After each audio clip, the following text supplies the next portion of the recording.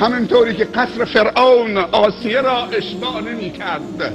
آسیه بیبی قصر بود، قصر کسی که می گفت من نفر اول زمین هستم و ابلیس وسوسش کرد، گفت که یک نفر از تو بالاتره، پست و مقام چه کار میکنه؟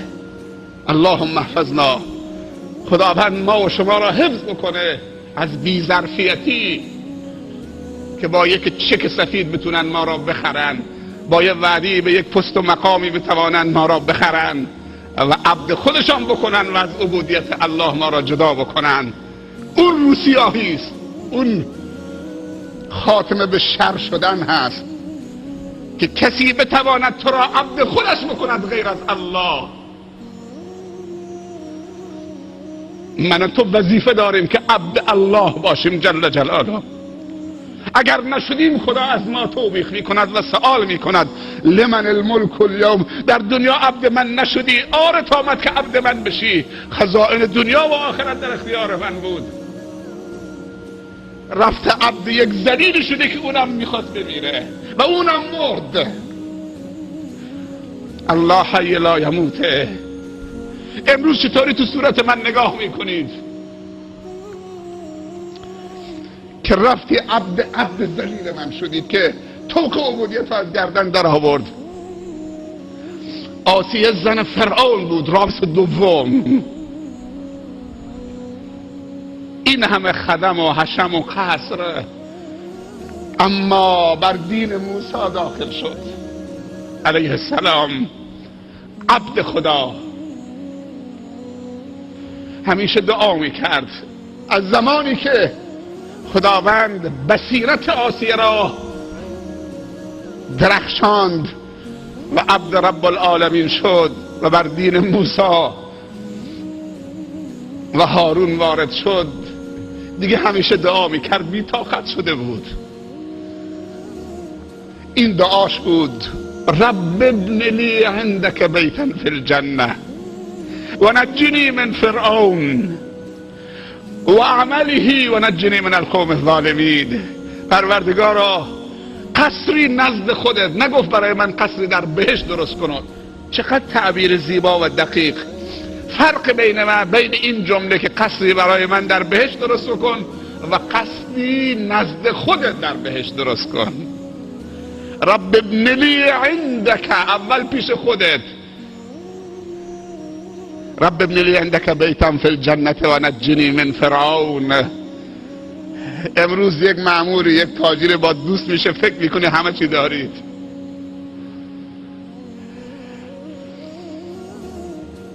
ولی آسیه میگه منو از فرعون نجات بده، نه قصرش میخوام، هیچ چیز نمیخوام.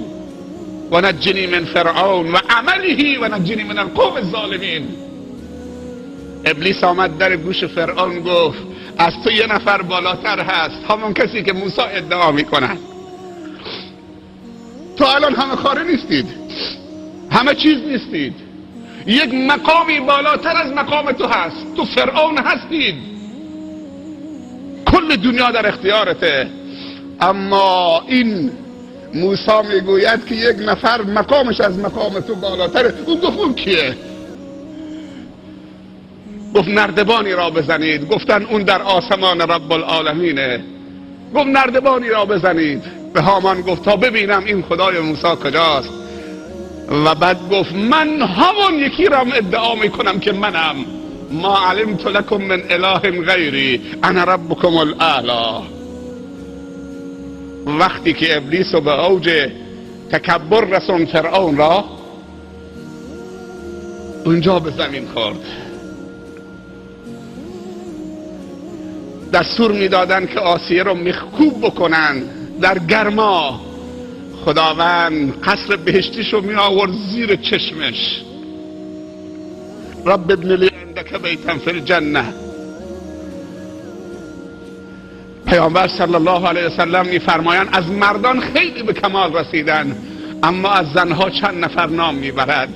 یکی مریم بنت عمرانه، یکی آسیه همسر فرعون. هدایت کاری نداره که تو در چه جامعه‌ای رشد کنید، هدایت مرتبط به دل توست و ایده توست و فکر توست و طلب توست و تلاش توست و توکل توست به خدا و دعای توست. تو چه میطلبی؟ تو چه فکر میکنی؟ تو چه نیت میکنی؟ هر چیزی که در دلت بیاد و اون نیت بکنی همون میاد برات، چه خیر باشه چه شر باشه. به دل شر راه مده که بیچاره میشوید، خسته میشوید. انسانهایی برای جبران ضعف شخصیتشون مخبر شدن، ذلیل شدن، میخوان در بیان نمیتونن در بیان. انسانهایی برای کیف کردن تریاک کشیدن، ذلیل شدن، میخوان در بیان نمیتونن در بیان. انسانهایی برای اینکه کنجکاو باشن با جنها دوستی گرفتن که ما با جن دوستیم، با جن ارتباط داریم، فلان میکنیم فلان میکنیم. باور بکن حالا دیگه نمیتونن در بیان، توش افتادن، در بیان میکشنشون. قرار نشده با کسی، با جن انسان روابط دوستی برقرار بکنه، جن را به تفکیر خودش بگیره. اول فکراتون رو بکنید، راهتون رو انتخاب بکنید، راهی است که درش عزت هست. دیشب مراسم خیلی خوبی بود. کجا بود؟ روستای درکو. عروسی یک بچه یتیم بود. اونقدر پرمحتوا بود، اونقدر مؤمنین آمده بودن. وقتی من نگاه به چهره هاشون میکردم، این جمع آمده بودن تو عروسی، تو آخر زمان که توبه بکنن. بس بعد از زلزله اول قشم و بعد از زلزله های پی در پی قشم، تنها چیزی که احساس نیاز می شود در جزیره قشم فقط توبه هست، هیچ چیزی دیگر نیست. در عروسی رمکان هفته گذشته برق قطع شد، هوا گرم بود، جمعیت زیاد بود. در اثناء برنامه و سخنرانی زلزله هم میشد. فکر نمی کردیم برق قطع شده، زلزله شده، مردم بیان. ولی مردم دارن تلاش میکنن بعد از این زلزله که هر جایی بتوانن خودشونو تخلیه بکنن، توبه بکنن. این احساس نیاز بعد از زلزله در قشم، در جزیره قشم پرواضح هست و آشکاره. حتی کسانی که لایبال بودن هم تو اون زلزله اول همه استغفار میگفتن، استغفر الله. این نیاز ماست و اون چیزی که نیاز ماست نیاز ماست و نیاز یک عبد همیشه ارتباط برقرار کردن با الله هست.